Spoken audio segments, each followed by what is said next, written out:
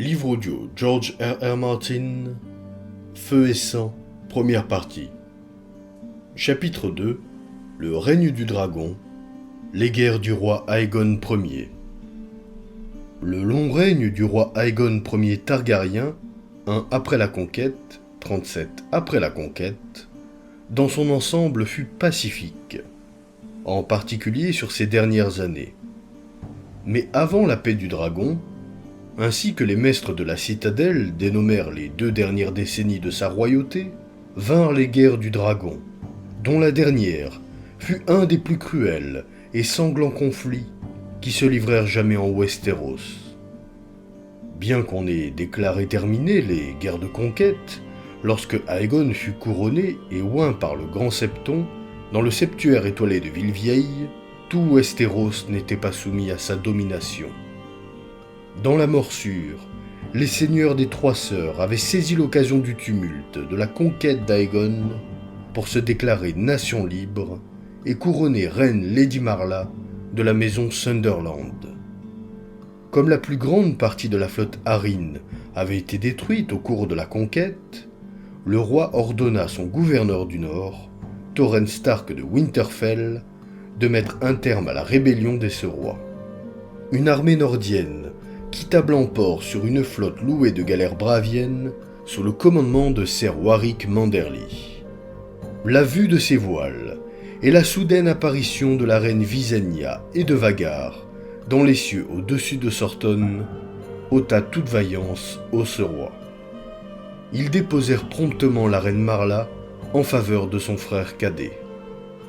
Stephen Sunderland renouvela sa féauté aux Eyriers, ploya le genou devant la reine Visenya et céda en otage de sa bonne conduite ses fils, dont un serait adopté par les Manderly et l'autre par les Arryn.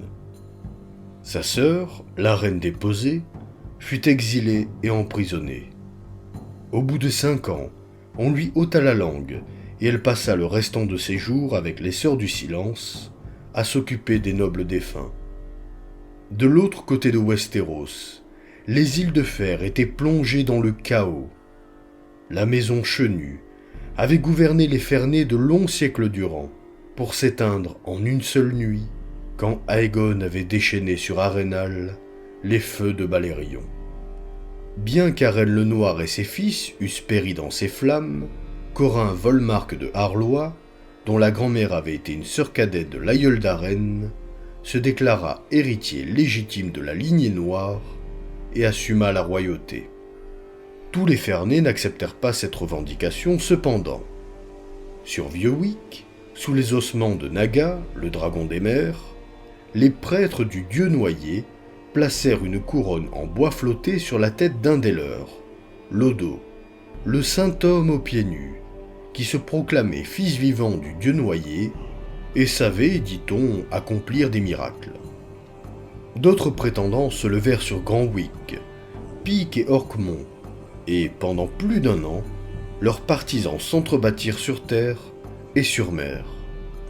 On raconte que les flots entre les îles dégorgeaient tant de cadavres qu'attirés par le sang, des krakens apparurent par centaines. Aegon Targaryen mit un terme au combat. Il fondit sur les îles en 2 après la conquête, chevauchant Balerion. Avec lui arrivèrent les flottes de guerre de la Treille, Au Jardin et Port-Lanis, et même quelques Snekars de l'île aux ours, dépêchés par Torrhen Stark. Les Fernets, leur rang clairsemé par 1 an de guerre fratricide, opposèrent peu de résistance. En vérité, ils furent nombreux à saluer l'arrivée des dragons. Le roi Aegon oxy Corin Volmark avec feu noir, mais permit à son fils en bas âge d'hériter des terres et du château de son père.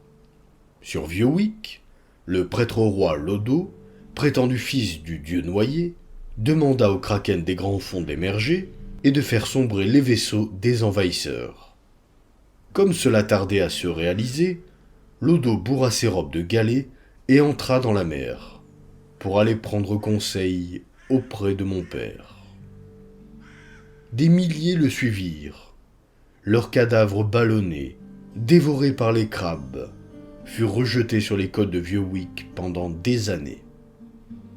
Par la suite, la question se posa.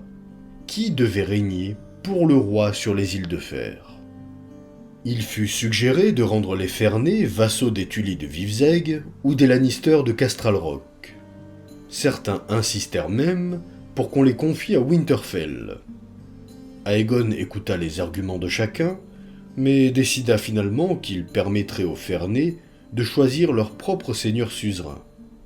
Sans surprise pour personne, ils élurent l'un des leurs, Vicon Greyjoy, Lord Ravage de Pique. Lord Vicon fit hommage au roi Aegon, et le dragon s'enfuit avec ses flottes. Toutefois, l'autorité de Greyjoy s'étendait uniquement sur les îles de Fer. Il renonçait à toute revendication sur les terres dont la maison Chenus s'était emparée sur le continent. Aegon accorda le château en ruine d'Arenal et ses domaines à Ser Quentin Coeris, son maître d'armes à Père Dragon, mais exigea de lui qu'il accepte pour suzerain Lord Edmund Tully de Vivzeg. Le tout nouveau Lord Quentin avait 2 fils robustes et un petit-fils potelé pour assurer sa succession. Mais comme sa première épouse avait été emportée 3 ans plus tôt par la fièvre mouchetée, il accepta au surplus de prendre pour femme une des filles de Lord Tully. Avec la soumission des 3 sœurs et des îles de Fer, la totalité de Westeros au sud du mur était désormais gouvernée par Aegon Targaryen, à la seule exception de Dorne. Ainsi, fut-ce vers Dorne que le dragon tourna ensuite son attention.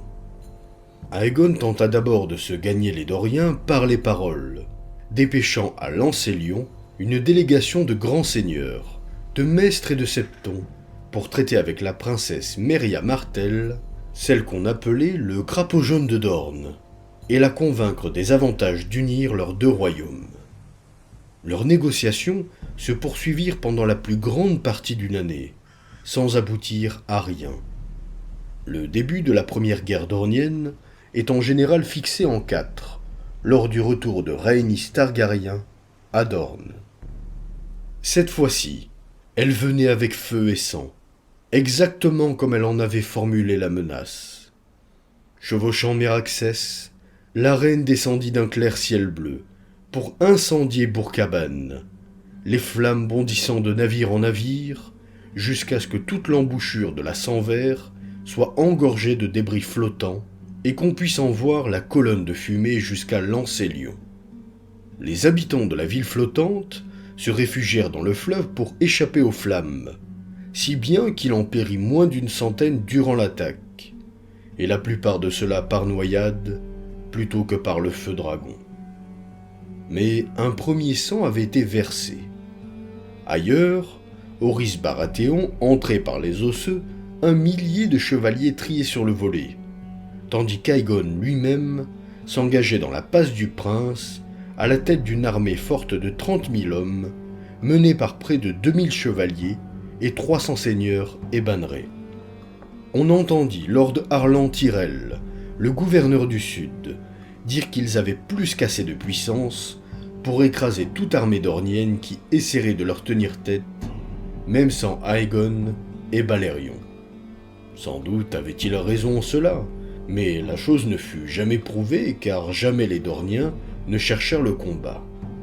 En vérité, ils se retirèrent devant l'hoste du roi Aegon, brûlant sur pied leurs récoltes et empoisonnant tous les puits. Les envahisseurs trouvèrent les tours de guet dorniennes des montagnes rouges désarmées et abandonnées. Dans les cols d'altitude, l'avant-garde d'Aegon vit son avancée bloquée par une muraille de carcasses de moutons, tondues de toute leur laine et trop gâtées pour qu'on puisse les manger. L'armée du roi arrivait déjà à épuisement de ses vivres et de son fourrage, le temps qu'elle émerge de la passe du Prince pour affronter les sables de Dorne. Là, Aegon divisa ses forces, envoyant Lord Tyrell au sud contre Uthor Uller, sire de d'Enfer, tandis que lui-même se tournait vers l'est afin d'assiéger Lord Poulet en sa forteresse des montagnes, touche au ciel. C'était la seconde année d'automne, et l'hiver, croyait-on, était tout proche. En cette saison, espéraient les envahisseurs, la chaleur des déserts serait moindre, l'eau plus abondante. Mais le soleil dornien se révéla implacable, tandis que Lord Tyrell faisait route vers d'enfer. Par une telle chaleur, les hommes boivent davantage, et chaque point d'eau, chaque oasis sur le chemin de l'armée avait été empoisonné. Les chevaux commencèrent à crever, plus nombreux chaque jour, suivis par leurs cavaliers. Les fiers chevaliers abandonnèrent leurs bannières, leur écu et jusqu'à leur armure. Lord Tyrell perdit contre les sables de Dorne un quart de ses hommes et presque tous ses chevaux. Et quand enfin il atteignit d'enfer, il trouva la place désertée. L'offensive d'Horys Baratheon ne connut pas un sort tellement plus heureux. Ses chevaux s'évertuèrent sur les flancs rocheux des étroites passes enlacées, mais un bon nombre regimba de façon définitive en atteignant les zones les plus escarpées de la route, où les Dorniens avaient taillé des marges dans la montagne. Un déluge de quartiers de roc s'abattit sur les chevaliers de la main, l'œuvre de défenseurs que les orageois ne virent jamais. À l'endroit où les osseux enjambaient la rivière Will, alors que la colonne passait un pont, des archers dorniens apparurent subitement et les flèches purent par milliers. Quand Lord Horys ordonna à ses troupes de se replier, une massive avalanche de rochers lui coupa toute retraite. Sans possibilité d'avancer ni de reculer, les orageois furent exécutés comme des pourceaux en leur enclos. On épargna Horys Baratheon lui-même, ainsi qu'une douzaine d'autres seigneurs, dont on jugea qu'ils vaudraient une rançon. Ils se retrouvèrent prisonniers du Will de Will, le sauvage seigneur des montagnes qu'on appelait l'amant des veuves. Le roi Aegon rencontra plus de réussite pour sa part. Marchant vers l'est, à travers les premiers contreforts, où le ruissellement d'altitude fournissait de l'eau et où les vallées abondaient en gibier, il prit d'assaut le château de Touche au ciel et remporta Féruguier après un court siège.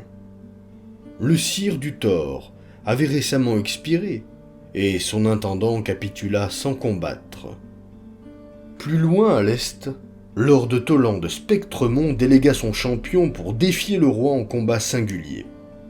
Aegon y consentit et oxy l'homme, pour s'apercevoir seulement ensuite que ce n'était pas le champion du roi, mais son fou. Lord Toland, pour sa part, était parti. Ainsi que l'avait fait Merya Martell, princesse de Dorne, quand le roi Aegon descendit avec Balerion sur Lancélion pour découvrir que sa sœur Rhaenys y était arrivée avant lui. Après avoir incendié Bourg-Cabane, elle s'était emparée de bois citre, de bois moucheté et d'ordreau, acceptant l'hommage de vieilles et d'enfants, mais sans trouver nulle part d'ennemi véritable. Même la ville ombreuse à l'extérieur des remparts de Lancélion était à demi abandonnée. Et aucun de ceux qui restaient ne voulait reconnaître qu'il savait quoi que ce soit sur les cachettes des seigneurs et de la princesse de Dorne.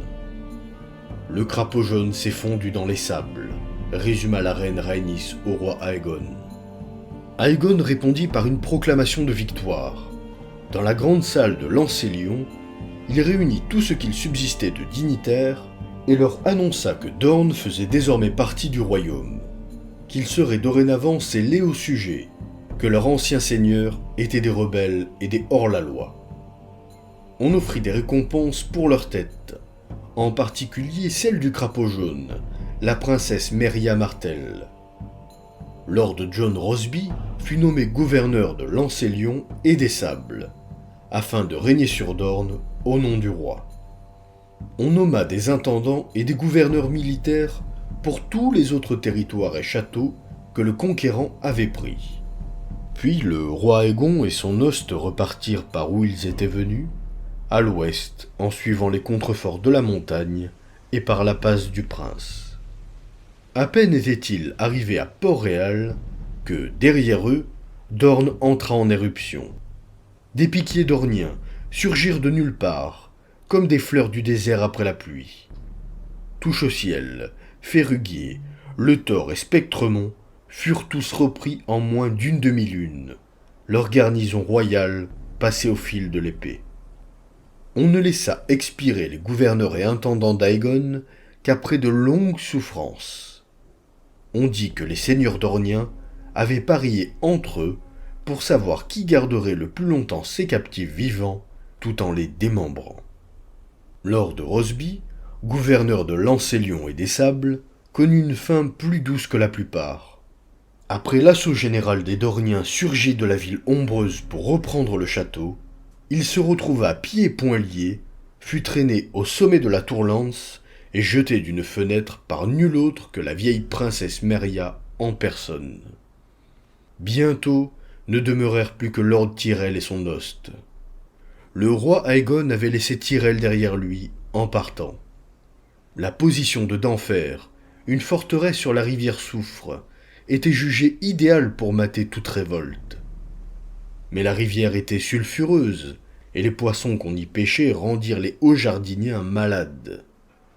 La maison Corgil du Gré n'avait jamais rendu les armes, et les piquiers de Corgil abattaient les expéditions de ravitaillement et les patrouilles de Tyrell chaque fois qu'elles s'aventuraient trop loin à l'ouest. Les Weiss du Voix agissaient de même à l'est. Lorsque la nouvelle de la défenestration de Lancélion parvint à d'Enfer, Lord Tyrell réunit les forces qui lui restaient et se mit en route à travers les sables. Son intention proclamée était de capturer le Voix, de remonter vers l'est en suivant la rivière, de reprendre Lancélion et la ville ombreuse et de châtier les assassins de Lord Rosby. Mais quelque part à l'est de d'Enfer, entre les dunes rouges, Tyrell et toute son armée disparurent. On n'en revit jamais aucun. Aegon Targaryen n'était pas homme à accepter la défaite. La guerre allait encore se traîner 7 ans, mais après 6, les combats dégénérèrent en une interminable et sanglante succession d'atrocités, de raids et de représailles, brisés par de longues périodes d'inactivité, une douzaine de courtes trêves et de nombreux meurtres et assassinats. En 7, Orys Baratheon et les autres seigneurs qui avaient été faits prisonniers aux Osseux furent restitués à Port-Réal contre rançon, leur poids en or. Mais on découvrit au retour que l'amant des veuves leur avait chacun tranché la main d'épée, afin qu'ils ne puissent plus jamais lever d'armes contre Dorne. En représailles, le roi Aegon en personne piqua avec Balerion sur les forteresses montagnardes des Wheels et réduisit une demi-douzaine de leurs forts et tours de guet en masse de roches en fusion. Les Wheels se réfugièrent dans des grottes et des tunnels sous leurs montagnes toutefois, et l'amant des veuves vécut encore une vingtaine d'années. En 8, années très sèches, des pillards dorniens traversèrent la mer de Dorne sur des vaisseaux fournis par un roi pirate venu des degrés de pierre, pour attaquer une demi-douzaine de villes et de bourgs le long de la côte sud du cap de Lyre, et allumer des incendies qui se propagèrent à travers la moitié de Bois-la-Pluie. Feu pour feu, aurait dit la princesse Meria. Ce n'était pas une action que les Targaryens laisseraient passer sans riposte. Plus tard, cette même année, Visenya Targaryen apparut dans les cieux de Dorne, et les flammes de Vhagar furent lâchées contre Lancélion, Bois-Citre, Spectremont et le Thor. En 9, Visenya revint, cette fois-ci avec Aegon lui-même volant à ses côtés, et Grey, Levoix et d'Enfer s'embrasèrent.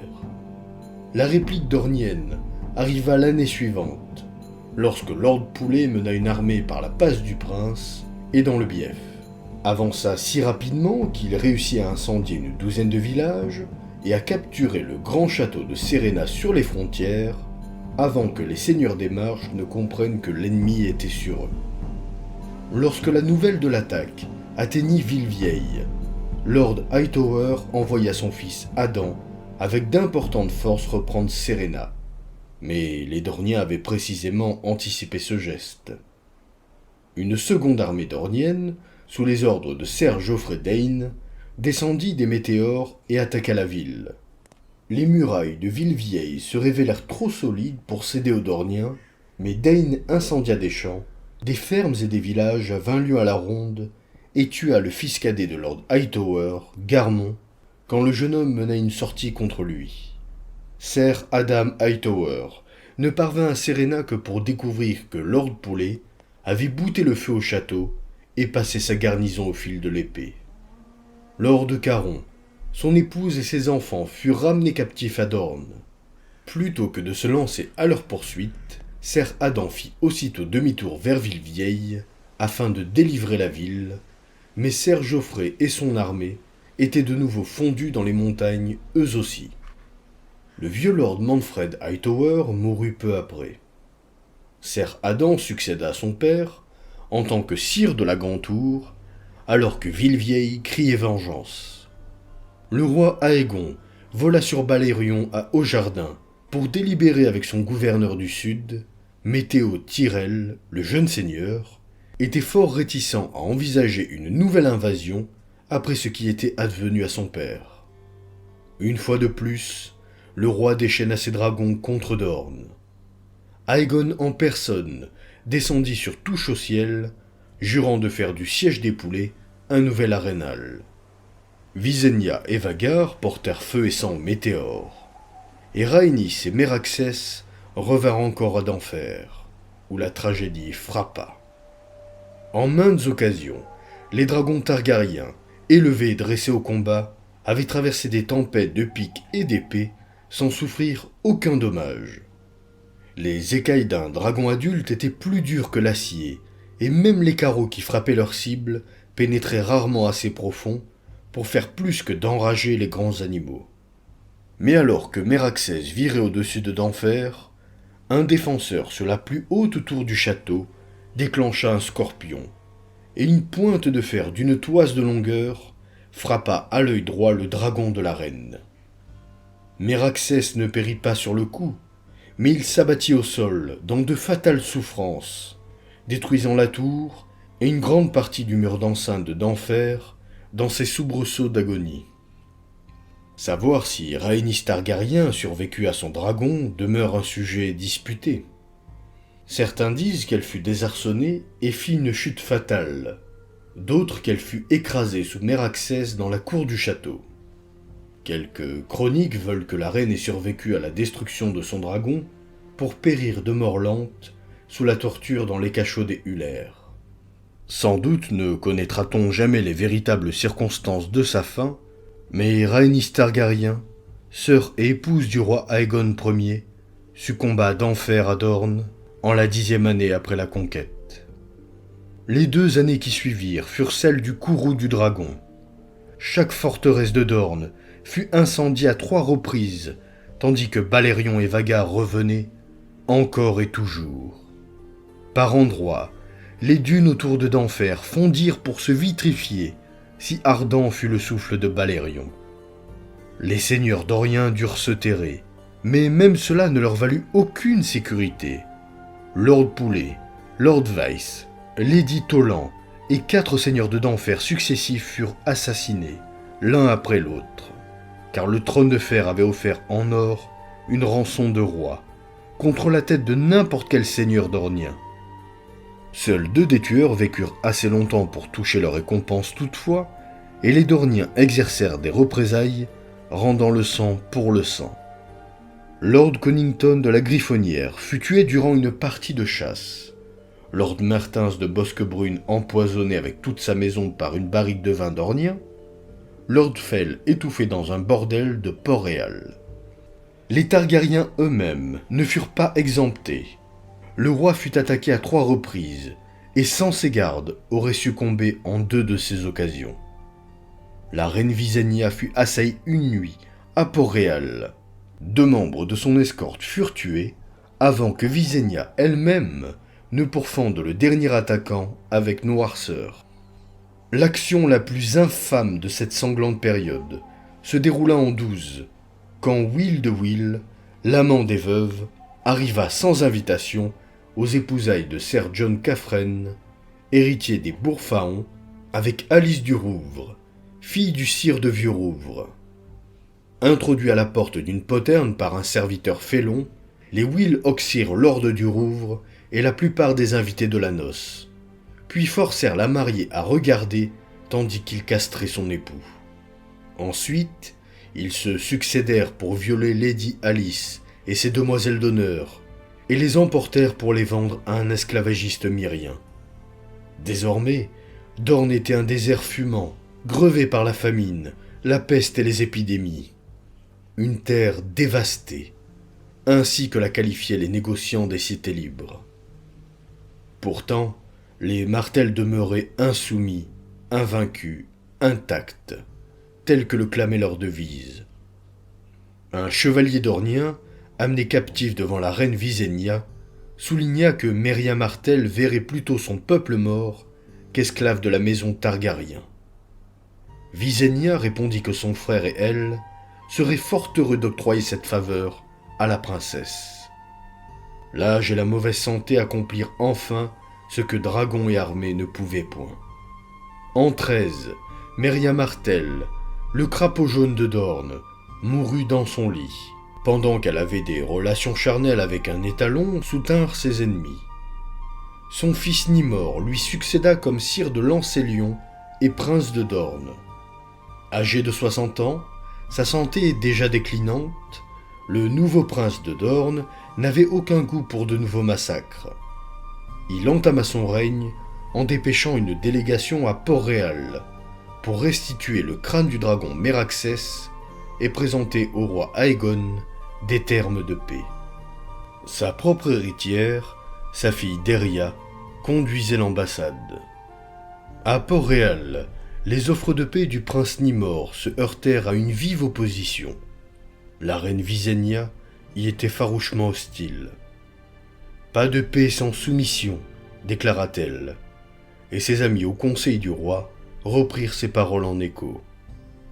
Orys Baratheon, qui s'était voûté et gris avec les années, proposa qu'on renvoie la princesse Deria à son père avec une main en moins.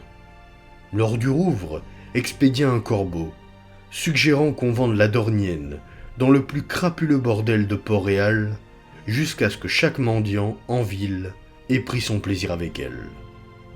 Aegon Targaryen balaya toutes ces déclarations.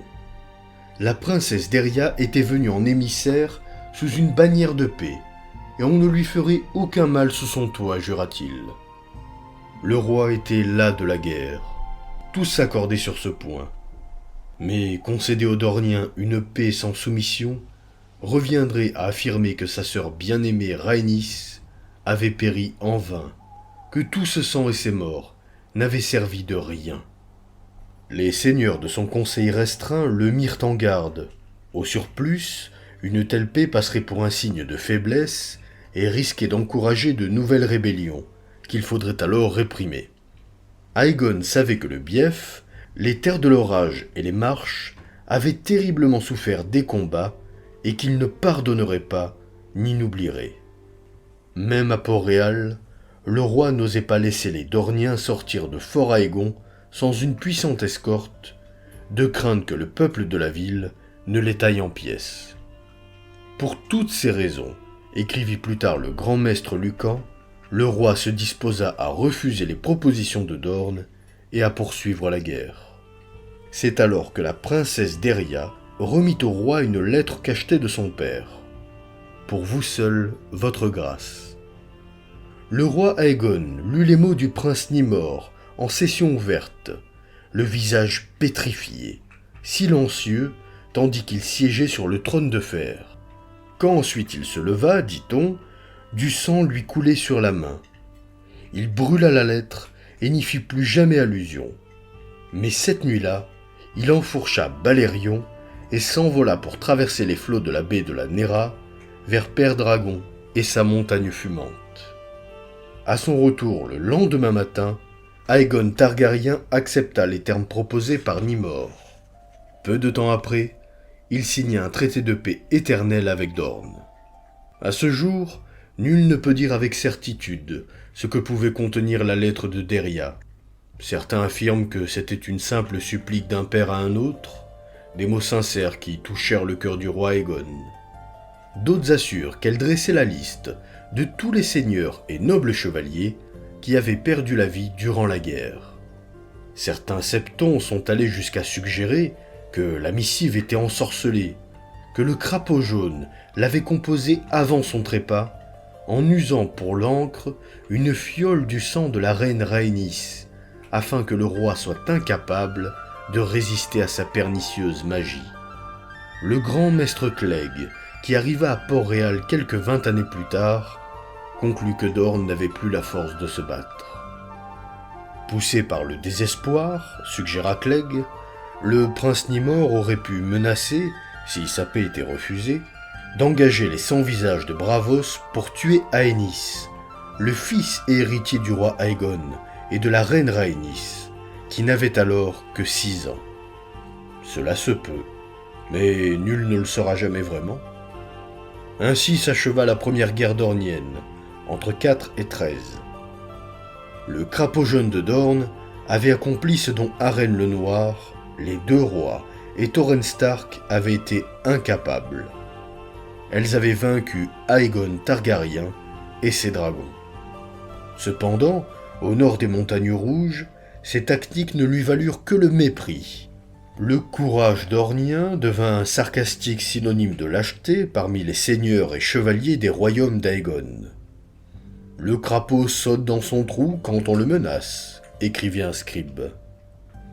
Un autre dit « Meria se battit comme une femme, avec des mensonges, de la fourberie et de la sorcellerie. » La victoire de Dorne, si victoire il y avait, était considérée comme dénuée d'honneur, et les survivants des combats, les fils et les frères de ceux qui étaient tombés, se promirent entre eux qu'un autre jour viendrait, et avec lui, le règlement des comptes. Leur vengeance devrait attendre une génération et l'accession au trône d'un roi plus jeune, plus sanguinaire. Alors qu'il demeurait encore 24 ans sur le trône de fer, le conflit dornien fut la dernière guerre d'Aegon le Conquérant.